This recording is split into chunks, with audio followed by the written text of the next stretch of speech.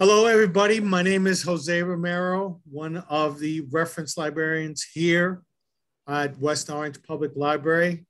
Glad that everyone can join us for this really interesting topic.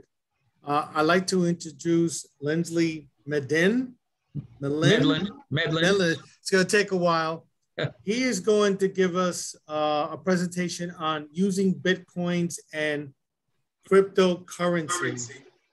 And if you look at any day during this week, you see how it's really in the news front in this particular moment. Not that it hasn't been in the last several years, but I know people are really intrigued about this. So I leave the floor to Lindsley. Okay, great. Thank you. And I'm glad to be back. I don't know how many of you attended the previous presentation, but we did a part one where we really looked at the technology and you know how this operates. Tonight is going to be a little bit more practical. We're going to talk really about how you use Bitcoin and cryptocurrencies. So if you missed the first one, the video is on the website, so you can watch that on YouTube. On YouTube, okay. And you know, so that if you're interested in a little bit more of a understanding of the technical foundations, but as I'm going through, feel free to ask questions. If you want, you can put a message in chat that you've got a question. And then, you know, we'll take questions as we go, because I'm a firm believer in I don't want to continue going on if someone has a question or something and they're, you know, not able to continue to follow us if they get tripped up. So I'm going to share my screen and then bring up some slides.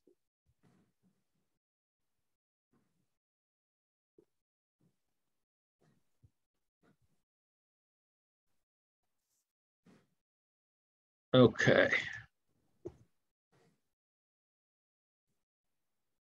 All right. So just briefly, for those of you who don't know me from prior, I'm not a programmer. I'm not a you know, computer scientist. My background has been as a business person, but I've used a lot of technology, so I understand how to kind of talk technology between the technicians and the users. And I started studying blockchain and cryptocurrency several years ago. I'm a certified blockchain professional. And now I really enjoy teaching and educating on the topic. I teach some classes for Columbia University related to blockchain, cryptocurrency, and emerging technology. Standard disclaimer, because we are talking about these types of assets which are, you know, you can invest in. I'm not making any recommendations. I'm not providing investment advice. I just want to help you understand these things, and you need to do your own due diligence, okay?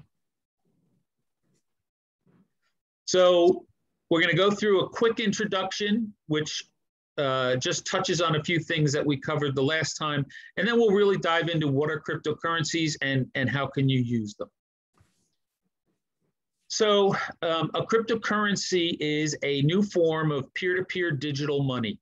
Peer-to-peer means it's person-to-person, meaning that you don't need a bank or another institution in the middle to help facilitate the transaction. You typically with a bank, bank would take care of sending the money on your behalf to someone else.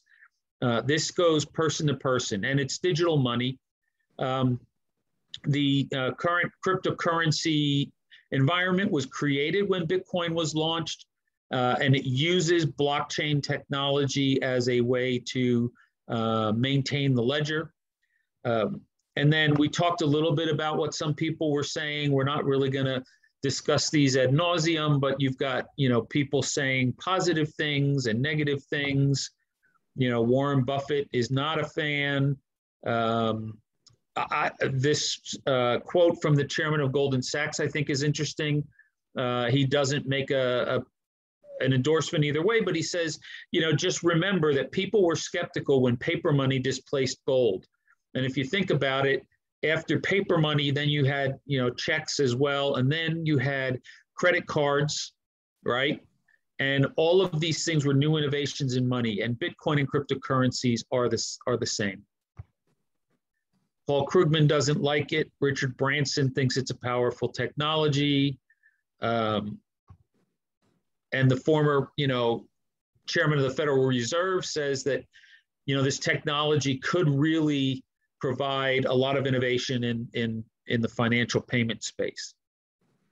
And obviously, over the last month or two, many of you probably have seen a variety of tweets and comments by Elon Musk. And, so like I said, everybody has their own opinion. You obviously should form your own, but try to make an educated opinion. And Eric Schmidt, the CEO of Google, basically said Bitcoin is a remarkable cryptographic achievement because the ability to create something that you can't duplicate in the digital world has enormous value. It's a very powerful statement, and it's a very powerful concept, and we'll touch upon it briefly as we go forward. And also, when you think about one of the largest companies in the world, initially decided they were going to create their own cryptocurrency called Libra. That project has kind of morphed. It's no longer called Libra, it's called Diem. But still, Facebook is spending billions of dollars to create a digital currency. So that in and of itself should probably have people sitting up and taking notice. But basically, you can think of Bitcoin as the ability to send anyone a gold coin or, money in general over a communication network as easily as you send an email. At its, at a high level, that's basically what we're talking about here. Okay. So just a quick short video. I don't recall if this one was in the other presentation or not, but it's just a quick short one that will help you get your mind around the concept. So Bitcoin is a currency that exists on the internet, that is created on the internet, that really serves the needs of the internet generation. It does not belong to any government. It's not controlled by any bank. Bitcoin isn't a company or product or a service. It's an internet protocol. It's a method of communication, just like we say the web or email, and that doesn't belong to anyone. It's a shared common public good on the internet. Bitcoin is a digital currency and payment system that is a shared good, and it is controlled collectively by the participants in the network. And creating a currency that does not belong to a nation seems weird at first. But then again, we used to have airlines that only existed for one nation and had the flag on the tail, right? Flag carriers, they call them. And phone companies that were monopolies in one nation and had the flag on them. And now that seems absurd. And I think within 20 years, the idea of national currencies as the only option will seem absurd. What Bitcoin is a completely global and open system of money that anyone can participate in without asking permission, without registering for an account or showing ID. All they need to do is download an app. Just like if you want to participate on the web, all you need to do is download a browser. If you want to participate in Bitcoin, all you need to do is download the Bitcoin wallet. And the moment you do so without registering with anyone or creating an account, you can send and receive Bitcoin. Okay, so that's kind of what we're going to be talking about. Does anybody have any questions before we move on? No? Okay. So what are cryptocurrencies? I generally tell people you don't understand Bitcoin because you think money is real. And I think the fact that money isn't real is much more prevalent today as we're producing more and more of it out of thin air. But almost all of our US dollars, right? Over 90% of the all of the US currency in circulation in the world literally does not exist in a tangible form. There is not a dollar bill representation or a $100 bill representation for all of the money that exists. Most of the money that exists is simply an entry in a balance sheet at a bank, and they just move these entries and these balances around. The only real hard currency is effectively what you have at home or in your wallet. So the only difference here is that Bitcoin and cryptocurrencies are 100% don't exist in a tangible form. They are all just completely digital and entries on a ledger. And we talked last time about how it was created. An anonymous programmer put a white paper out talking about a peer-to-peer electronic cash system where you don't have to rely on trust. Trust being the bank or Visa or MasterCard or someone in the middle, so that you trust them to facilitate the transaction. And the real key is that it solved a major problem called double spend, which allows us to create digital uniqueness. And double spending means that if I have a digital dollar or a Bitcoin, I can't send the same digital dollar or the same Bitcoin to two different people and spend it twice. That would be a huge problem. Because when you think about image files or data files, videos, movies, any kind of digital information, one of the great things is that you can send multiple copies, right? And then everyone has their own copy of it, and it's not unique. And that works great for all of these other types of files, but it does not work when you're talking about money, right? You cannot have a digital monetary system where simply by creating or copying a file, you can send it to someone else, because that just doesn't work. So Bitcoin solved that problem. We're not going to talk about how it does that, but it basically uses mathematics and cryptography and some other things utilizing the blockchain to do that.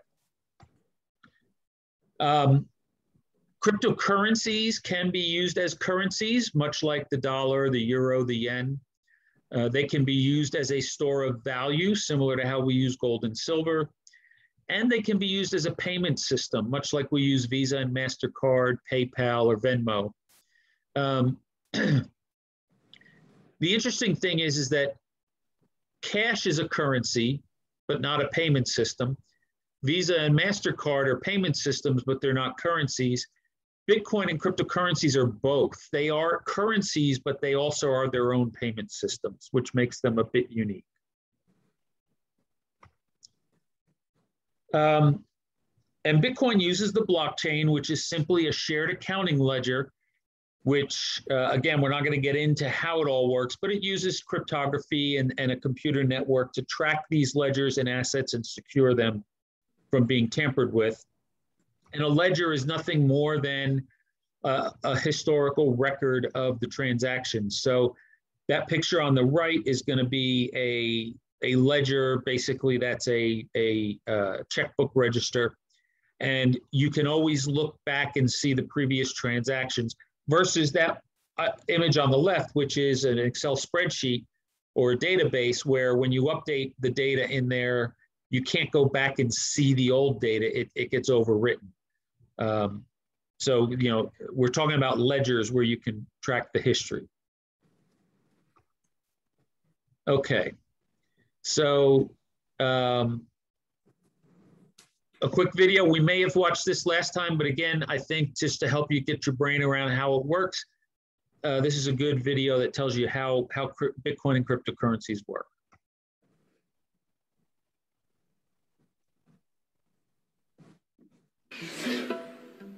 When you want to buy something normally, using your normal bank card, this is what happens. I give my card details to the shop. The shop asks the bank if I'm good for the money. The bank checks its records to see if I've got enough in my account. If I do, it lets the shop know. It updates its records to show the movement of money from my account to the shop's. Oh, and it takes a little cut for its trouble. Now, if you wanted to remove the bank from that system, who else would you trust to keep those records and not alter them or cheat in any way? Well, I wouldn't trust you. I wouldn't trust you. In fact, I wouldn't trust any single person, but I might trust everyone. The idea is you don't have a central record of transactions. Instead, you distribute many, many copies of this ledger around the world. Each owner of each copy records every transaction. So, to buy something using cryptocurrency, I give the shop my details. The shop asks all the bookkeepers if I'm good for the money. The bookkeepers all check their records to see if I have enough. If I do, they tell the shop, and then all update their records to show the movement of money. So there's no way that a forged transaction can make it in. If I try to alter a ledger, it won't match all of the other copies, and it gets rejected.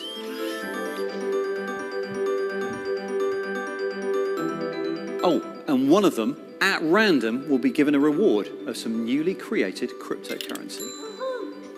This is how cryptocurrencies work. And remember, all of these bookkeepers, all of these ledgers, they're not actually people, they're computers. Lots of computers. All right. Anybody have any questions? Hopefully that video helps, kind of give you a broad understanding of how they work. Again, we're not going to talk about the technical underpinnings of how they work, but anybody have any questions yet before we get into actually using Bitcoin? Okay, let's move on. So one thing I will tell you before you start using cryptocurrencies, there are some, general kind of housekeeping things you should consider. Clean your computer. You don't want to have any malware or viruses, and you should always be running an antivirus program so that you don't pick up anything. I would suggest you create a new crypto email address, which would be an email address that you only use for your cryptocurrency information. So if you go to an exchange or some other service, you're not using your regular email. You can use just go to Google and get a new one, and or some other place where you can get an email address. And you might even want to get a Google Voice number, which is free and allows you to use a telephone number that's not tied to your physical phone, which is tied to your SIM card. And there's a whole other issue cybersecurity-wise with hijacking phones with the SIM card. So this can help you mitigate some of that. The caution, of course, is that these investments are different. If you make a mistake, there's no customer service for Bitcoin. If you're using an exchange, they have customer service representatives, but you can't reverse these transactions like if you called Visa or MasterCard because you wanted to dispute something, okay? So you have to be very careful what you're doing. Obviously, you're dealing with digital information, which is subject to hackers, it's subject to user error. And also, if you plan on trading quite a bit, remember, these are 24-hour markets. It's not like NASDAQ. They don't shut down and go home and go to sleep at night. So while you're sleeping, your investment could be tanking because of something that happened in Asia or somewhere else around the world overnight. So you may want to put in stop orders and things of that nature. Never invest more than you can afford to lose. Most of you already know that these things are more volatile and unpredictable right now than other investments. And you have to store all of your login credentials and passwords, preferably offline, and keep multiple backups in different locations. And we're going to talk about why that's important. And always use very strong passwords for anything. That's just good cybersecurity practice. And you can use two-factor authentication, such as Google Authenticator. It's free, and many of the sites, almost all of them, I think, support it. And always double and triple check any URLs that you're accessing online to make sure you're not going to a phishing site or a phony site. And pay your taxes until Uncle Sam tells us otherwise. There, has been tax advice coming from the government about how these will be taxed. But remember, you are in charge, okay? That is a very important thing. The bank is not in charge of handling your money for you. You are in charge.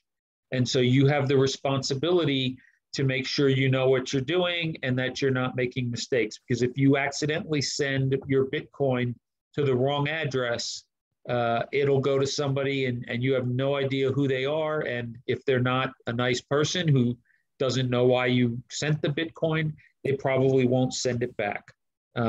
There have been instances where, people do send the money back if they know that somebody made an error, but don't count on that. And like anything else, like when the internet started, we're going to talk about, you're going to hear terms and concepts and things. But remember, we've become familiar with things that were very, very new to us in the early 90s, right? Words like download and bandwidth and website, domain name. So just keep in mind, you will become more comfortable with the terminology and the concepts. So hopefully that starts tonight as we expose you to some of this. So don't be afraid, just be aware and be knowledgeable. So let's start with this. There's a bit of information you hold that has value. And as long as no one else knows that information, you own the value. The value we're talking about will be Bitcoin, and the information that you hold that proves that you own that value are your private keys, okay? So we'll talk about what those are. You can think of a private key much like you think of a password that you keep secret. So we're not going to talk about public key cryptography, but it's a wonderful development that was discovered and created and uses mathematics and encryption. But basically, when you have an account or an address to use cryptocurrencies, you're starting with a private key, which is a large randomly generated number. And then from that private key, you can derive a public key, which allows you to share information with others. And then from that public key, you can derive an address. So what does that look like? You start with seed words. If you open an account or download software for a cryptocurrency wallet, when you create the account, they will provide randomly generated seed words. And these words are important. You have to store these words, remember them, and save them exactly as they are presented to you. So they're randomly generated. They don't have any relationship to each other. But you would then write these words down, for example, on paper, exactly as they are shown here. They don't have capitals. They don't have, any other markings. They are simply those words exactly as they're presented. And the reason for that is that in cryptography, you can use a mathematical algorithm that actually takes these words at a binary level and converts them to their digital fingerprint, for lack of a better explanation. And that digital fingerprint is called a hash, and they're run through a hash algorithm.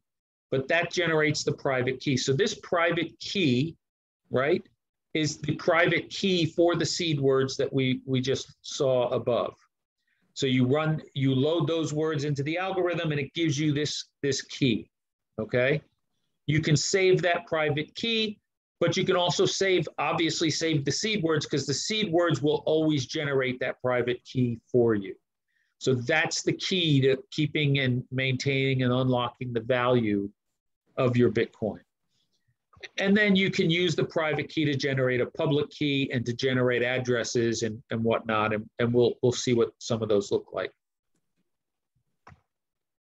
But what's very important here is that you back up your private keys and always keep your private keys private. I cannot stress this enough. If you write your seed words down on paper, I would put a copy in a lockbox, for example, in your closet.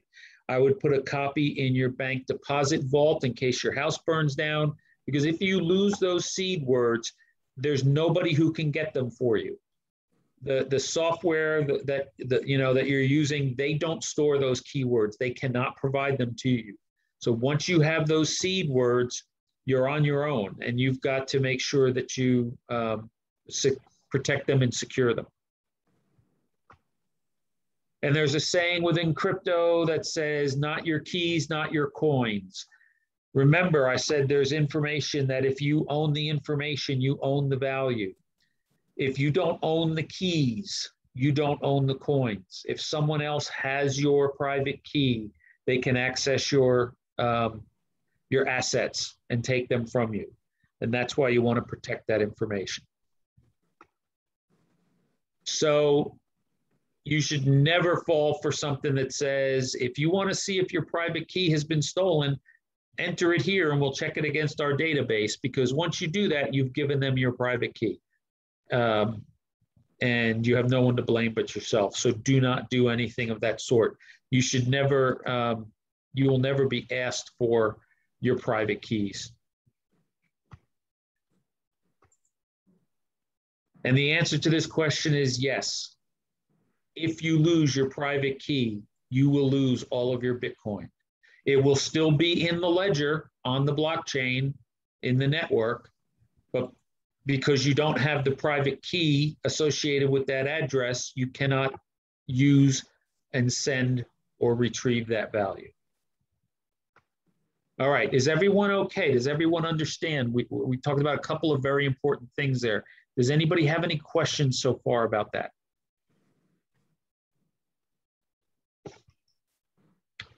Okay, so let's keep going.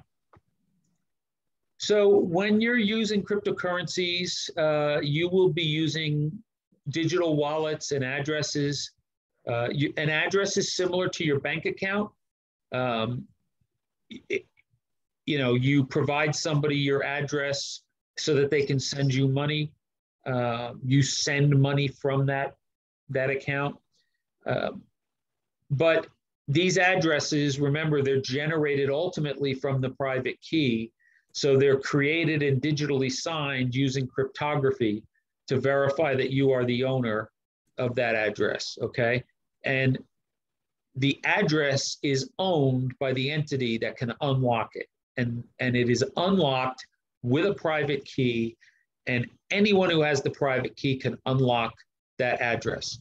That is why you have to keep your private keys private, or anyone who has access to it can wipe out and clean out your accounts. A cryptocurrency wallet is simply the software that holds your addresses, manages your addresses. It has the protocol to send and receive cryptocurrencies and manage your keys for you. So all of that technical stuff is handled within the wallet software for you. Two distinctions, and you'll hear these terms: custodial wallets and non-custodial wallets. Custodial wallets are actually wallets that are controlled by a third party, such as similar to your bank controlling your bank accounts. So it could be an exchange or some other service, but they actually hold and maintain your private keys as a custodian, and therefore they have control over your coins. So you want to be doing business with a reputable exchange, because while your money is on their exchange, they have access to it. A non-custodial wallet would be one where there is no custodian handling it for you. the user yourself, you have 100% control, and you control your own private keys. So that's an important distinction, custodial and non-custodial. And like an email address, you can give somebody your Bitcoin address and people can send you money just like someone sends email to your email address, okay? But one difference is that you don't have to have a single address like you do with email. You may have multiple email addresses, but typically you have a work email, for example, and everybody sends their messages there. With Bitcoin and cryptocurrency addresses, you can create as many as you want, all tied to your private key. So theoretically and in practice, you could use a separate address for every transaction you do. And if you value privacy, you'll use multiple addresses just to try to obfuscate your financial transactions. And your wallet is simply a collection of the addresses and the keys that unlock them. So this number in blue is actually a Bitcoin address. That's how it is generated. And you'll notice it has numbers, it has letters, it has capitals, it has small. Anything that is different with that address would be a completely different address. So if you had all capital letters, for example, it would be a completely different address, okay? All of the cryptocurrencies have their own address system depending upon what type of cryptography they're using and how they've designed their systems. And each currency has its own wallet software because it has its own protocols. So, but most cryptocurrency wallets nowadays are multi-currency, so that they've embedded into their software the ability to handle 50 or 100 different cryptocurrencies. But you don't have to use that. You could, for each currency, you can have a separate and distinct wallet, which only handles that currency if you'd like to. And the hardware wallets, which we'll talk about in a bit, they can also store multiple currencies.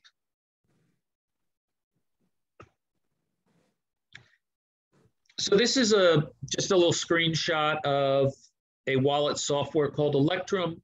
And you can see in here, if you're going to be receiving Bitcoin, for example, there's your address. The software created that address for you. It stores it for you.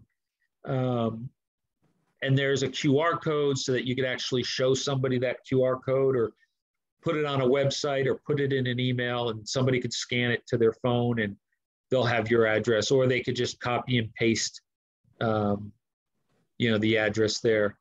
And your private key is actually stored within this software.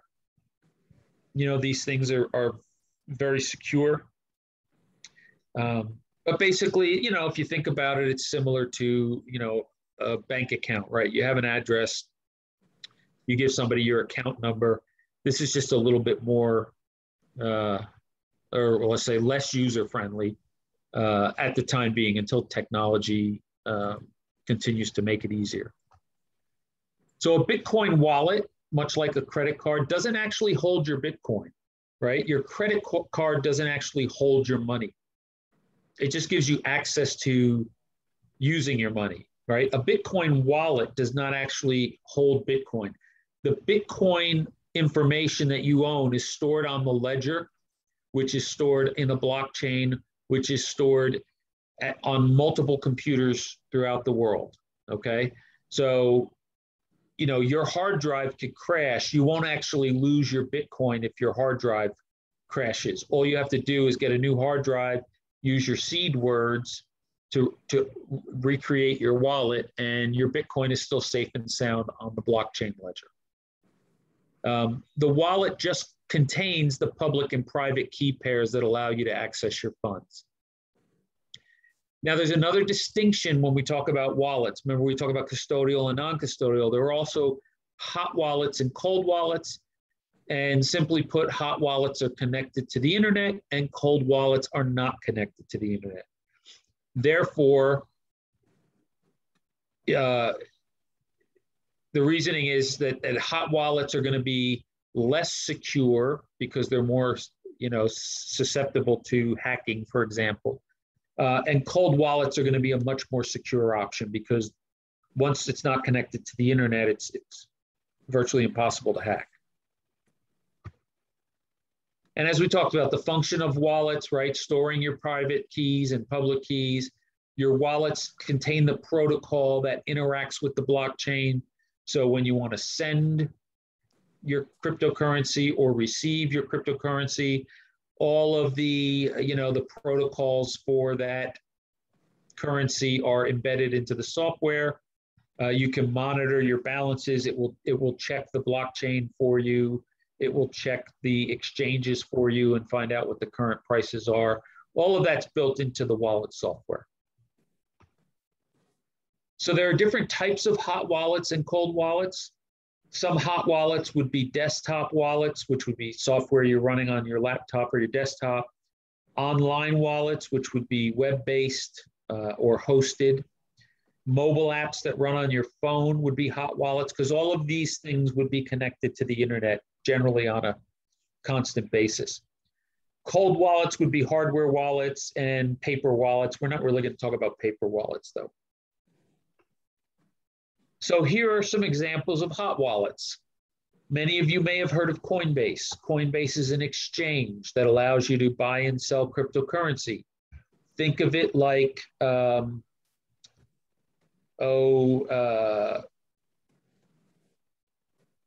what's one of the stock trading? I'm drawing a blank.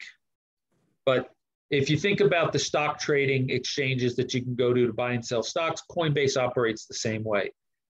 Coinbase is online, it's web-based, and they store your private keys for you. So they are a custodial wallet provider, okay? Software like Electrum or Wasabi, those are desktop wallets that you download and run on your computer. You control your private keys. Those are non-custodial, but they are still hot wallets because as long as your computer is connected to the internet, your wallet is connected to the internet. So here's a screenshot of a Coinbase account just to show you. So, Coinbase allows you to transact with many different currencies. And on this screen, you'll see there's 4 of them. But for each of those currencies, you will have your own wallet. So you'll have a Bitcoin wallet, a Bitcoin Cash wallet, an Ethereum wallet, a Litecoin wallet, etc. If you're in that wallet, you can see your balances, you can see your transactions, you can send that currency, you can receive that currency, and that all happens through the exchange that you're using. And all of that information is there for you. It's very, very user-friendly. It's a good way to get started. And, there are many, different ones we'll talk about a little bit, but that's what it would look like when you're on your exchange like Coinbase. Other hot wallets would be mobile, right? Again, they're hot wallets, but they're non-custodial because you control your private keys. Samurai is a very popular one, very strong security. And that's just a screenshot from a Samurai wallet showing you a QR code for a Bitcoin address. And you can see at the bottom of that little screenshot, it actually shows you the actual address as well. So this software makes it easy to transact. They do all the work for you. Remember, not your keys, not your coins. If you're using custodial wallet software, you don't control your private keys, therefore you don't own the Bitcoin. Now, in a sense, you own it, they're being a custodian for you, but you don't own it in the sense that it's not secure from, theft potentially. Cold wallets, as I mentioned, are wallets that are not connected to the internet. So these are 3 of the main ones: Ledger, Trezor, and KeepKey. They are small devices that connect to your laptop using a USB cable. They have very strong security, so even when you connect, There's a layer of security between your laptop and the device. Once you're done sending or receiving or updating your balances, you unplug it again, and therefore it's no longer connected to the internet. Some of these you can carry around in your pocket or on a keychain. You could put them in a safe deposit box, whatever you want. But as long as they're not connected to the internet, they're it's virtually impossible to hack them. Somebody has to have physical access to the device and know your PIN and be able to, get into it. So if you're going to be using and doing a lot with crypto, at some point I would recommend you look into one of these and choose one that works for you. Paper wallets simply store the information in a printed version, but it's not really relevant for us right now. Okay, any questions yet so far about wallets and addresses and being able to send and receive cryptocurrency? Is everybody with me, or anybody have?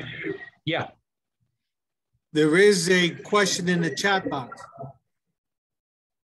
Okay, what is it?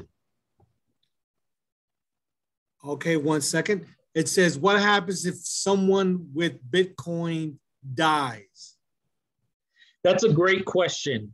And there is an emerging field with lawyers and financial professionals about, how do you handle your cryptocurrency through your estate?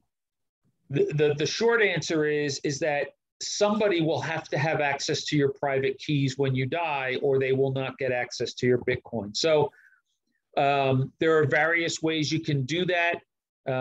You can lock them up in your safe deposit box, and then somebody only has access when you die. They can get them, and then they can access your Bitcoin. You can have, there are actually ways you can set up your accounts to be multi-signature, which means you have 3 people that have access to your account and you need 2 people to sign. And so, if you use your attorney and someone in your family, for example, if you're gone, those other 2 parties can access. But it's a great question. It's something you should be thinking about. And, you can read up further. There's developments going on with ways that, are recommended for you to secure those assets. But great question. There's also one called NASDAQ. That's all they put in. Well, NASDAQ is an exchange where you buy and sell your currency. But I was talking about the service provider, the broker. The broker would be similar to Coinbase, right? So if you used Merrill Lynch and you went online with them and bought and sold stocks, Coinbase provides the similar service for cryptocurrencies. Okay? Yes. All right, we'll keep moving. So you may be asking, how do I get Bitcoin or other cryptocurrencies? But we'll just talk about Bitcoin. You can get paid in Bitcoin, so if you were to, let's say I hired one of you to create a website for me and we agreed that you'd get paid in Bitcoin, I could simply send you the Bitcoin and you'd have some. You can use a Bitcoin ATM, which is a machine. It's sort of like a vending machine, and I'll show you how that works in a minute. But also, if you know these machines in a lot of the grocery stores, for example, Coinstar, you can find them all over the place. Many of those machines now have the ability to convert your change into Bitcoin. So you can dump $100 worth of coins into the machine, and it will ask you, do you want to use this to buy Bitcoin? If you say yes, you could buy $100 worth of Bitcoin using the machine. Okay. Oh. You could trade. Yeah, you could trade Bitcoin with a friend. So just sending. It's like giving money to each other directly. You can use apps like Cash App, and now more recently PayPal and I believe Venmo all offer the ability to use their apps to buy Bitcoin. I think you can only buy Bitcoin on most of these. They don't offer multi-currency. But if you just want to buy Bitcoin, Cash App offers an easy way to do that. And you can buy through these online exchanges. Coinbase, Binance, eToro. These are some of the bigger, more reputable ones. And again, you open an account with them. They are custodial, but very easy, very user-friendly.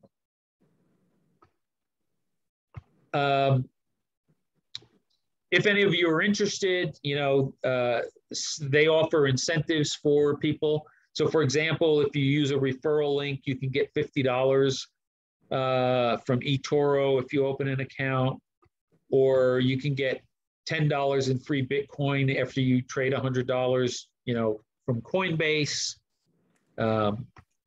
Binance. I don't know if they're offering anything right now, but they're one of the larger ones.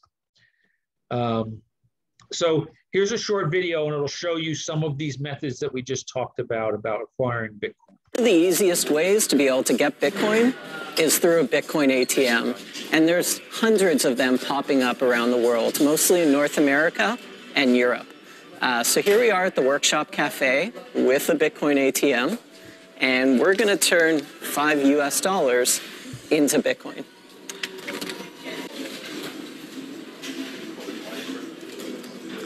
So they're doing an identity verification, which sends a code to my phone, and then I have to type this code into here to verify that this is my phone number.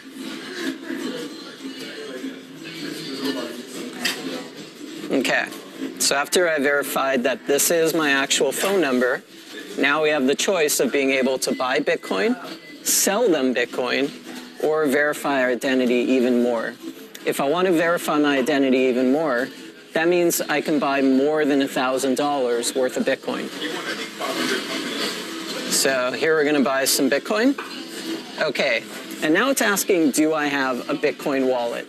And yes, I do. I already have a Coinbase wallet, and I want the Bitcoin to go into my Coinbase wallet. So how do I get somebody to send me money? Well, I show them what my Bitcoin address is. And for here, it's being represented as a QR code. So I'm going to pull that up here. And in this QR code is embedded my Bitcoin address where I want them to send me my Bitcoin. So I'm going to say yes. Okay, and now it's asking for me to show them the QR code. There you go. Now it knows where to send my Bitcoin. Okay? And so just like any other ATM, you put in the money, or like a vending machine, you put in the money, and it's going to send me some Bitcoin. And it's accepted my cash. Print a receipt here. Okay, there you go. So that's my phone number. That's the reference. That's the price I bought it at. I deposited $5. That's how much Bitcoin. And that's the address that they're sending it to. Another way to be able to get some Bitcoin is by exchanging cash for Bitcoin from someone in the community or a friend. And you can use a website like Local Bitcoin to do that, to find other people. So how much Bitcoin would you like to get? I don't know, but maybe for $5. Perfect. Sure. All right, so here I'll just take out my Bitcoin wallet. I just downloaded a wallet as well, so okay. I can pull that one up here. There, my Celium, and receive. Okay, and then I will put in 5 USD, and then send. Okay, and so that's how easy it is to be able to exchange Bitcoin with a friend. So hopefully that kind of helps you understand a couple of these different ways to get Bitcoin. For those of you that are interested in trading, I'm not really going to cover that on here, but if you see these screens, they look very much like a stock trading screen. It has charts and it has data and it has all of the current open orders. There's videos on YouTube, there's classes you could take, there's tutorials on the exchanges. But if you want to get into trading, frequently, those tools are available. And again, something like eToro, you can go on and they will actually give you $100,000 in virtual currency so that you can play within a sandbox and just practice without using real money until you're ready to start. So that's one of the kind of fun things you can use on eToro. If you're interested in looking at pricing and data for these various currencies, CoinCap.io and CoinMarketCap.com are two of the main sites.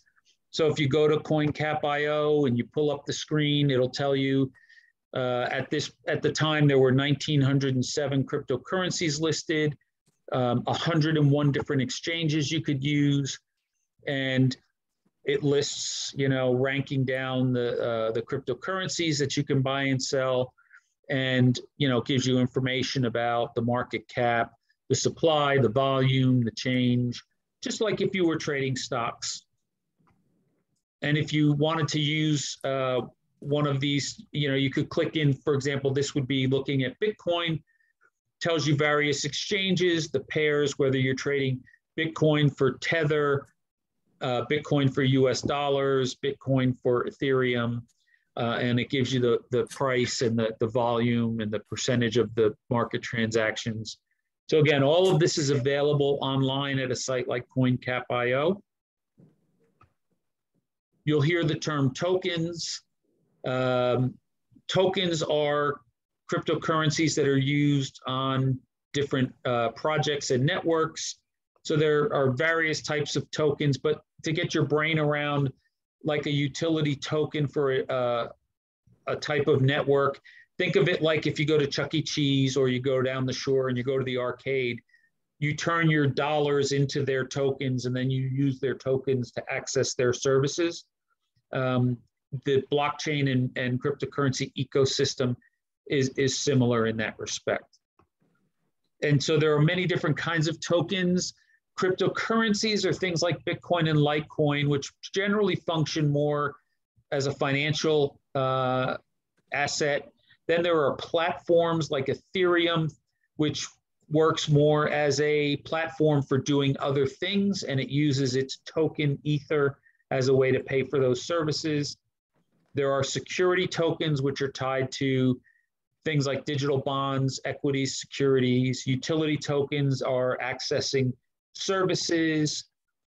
You can have natural assets collateralized into a token. You can have non-fungible tokens or NFTs, which represent something like a piece of artwork or a digital asset like a CryptoKitty. And then stable coins are basically just coins that are pegged to the US dollar or the yen or the euro that allow you to move in and out of various currencies with something that's stable.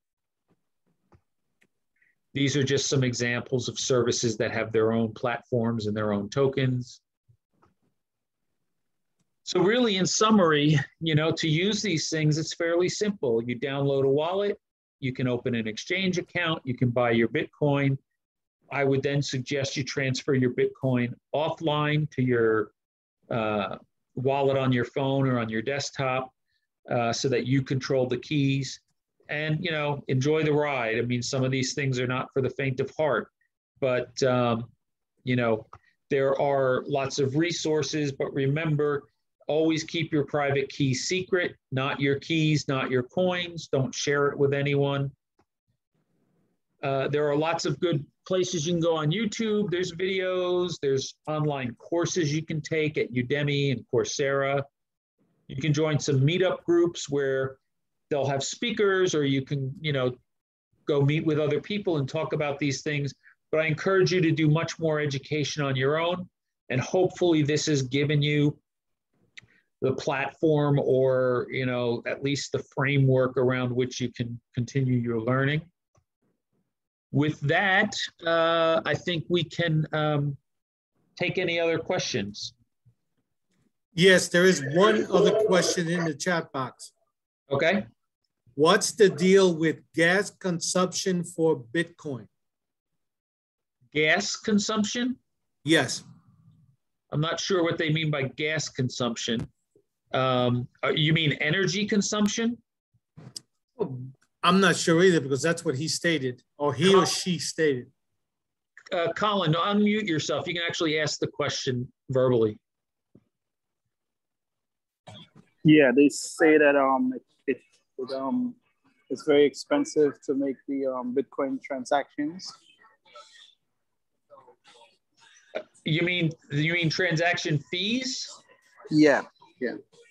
Well, fees are determined by, market congestion. So when a lot of people are trying to generate or send transactions, fees will go up, and when it's generally quiet, fees will go down. So to put it this way, there have been times when people have moved,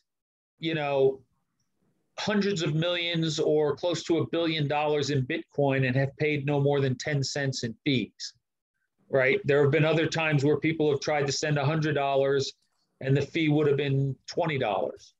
So again, it's really based on how quickly do you want your transaction to go through. If it's urgent, you might opt to try to pay a higher fee, but most of it just is dealing with network congestion. But a lot of that is being resolved with, again, new solutions, that take some of the transactions off the main network and settle them on a side network. But again, those are things you have to be aware of, right? So anytime you're going to send a transaction, it'll typically tell you what the expected fee will be, and you can adjust that. Okay, got it. The term gas, though, is not related to Bitcoin. It's related to Ethereum. So gas is the term that's used for what you pay to send a transaction through the Ethereum network. And it's part of the Ether currency. That's why I was a little confused about the question.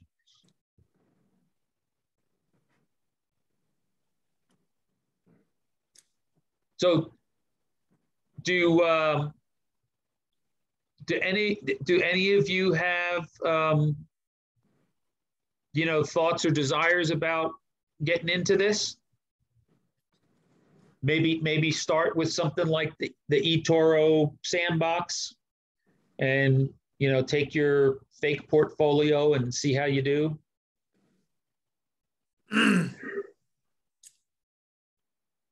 Lindsley, if I may interject, I've been thinking about it, and I'm glad you showed how to buy Bitcoins, because I just feel that you can make some money here. If you work on it a little bit, you might be able to do something. I just like the news that comes out of it all the time. And to me, I think that's that's something to look at and see if how you can join in. Yeah, you don't have to be scared off either by the fact that Bitcoin costs $40,000, because Bitcoin goes out to 8 decimal places.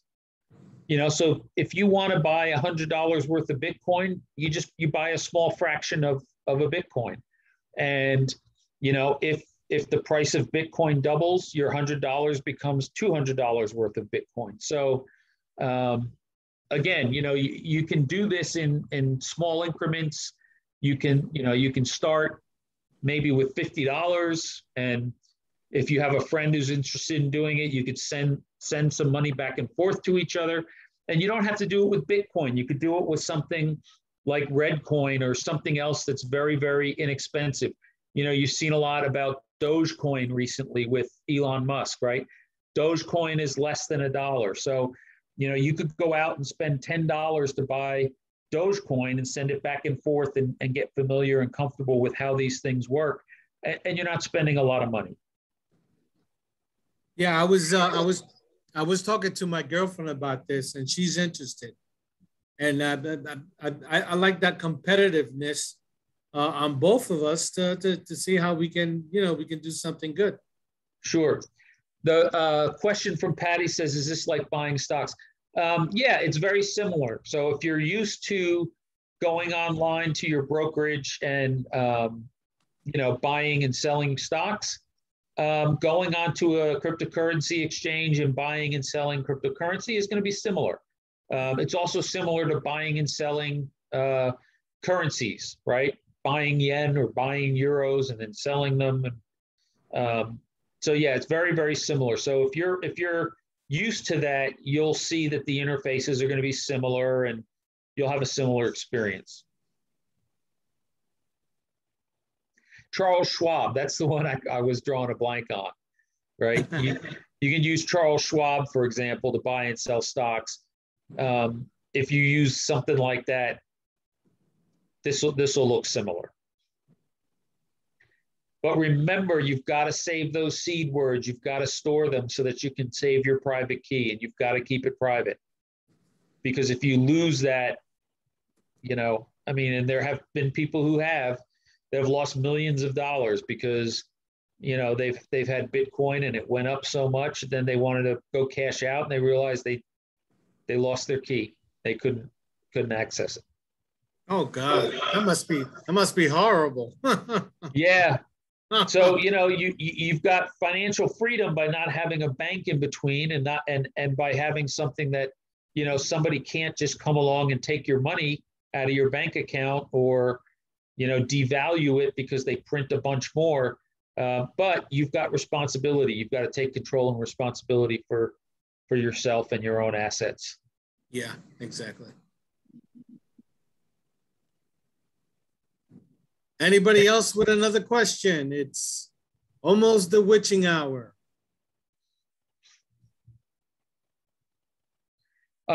And because this is recorded, you'll post it. And if anybody, needs to go back and reference anything, please do.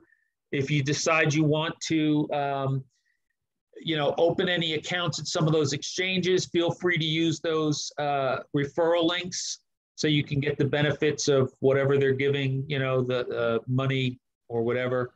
Might as well if they're going to give it to you. Someone says, how long have I been into it? I started back in 2017, really getting into this and playing around with it and educating myself.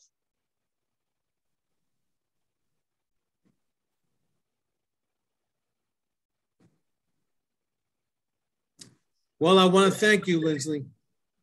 Thank you for having me again. And, I always enjoy sharing this, and I hope this has made it a little bit less mysterious and maybe given people, the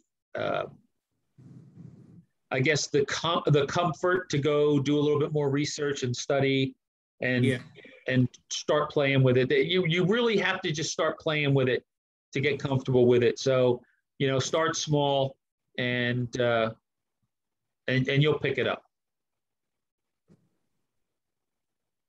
Well, thank you so much. I appreciate your time here tonight.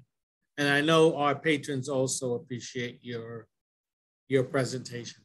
Great. Thank you for having me. Thank you, everyone, for attending. Good night, everybody. Good night.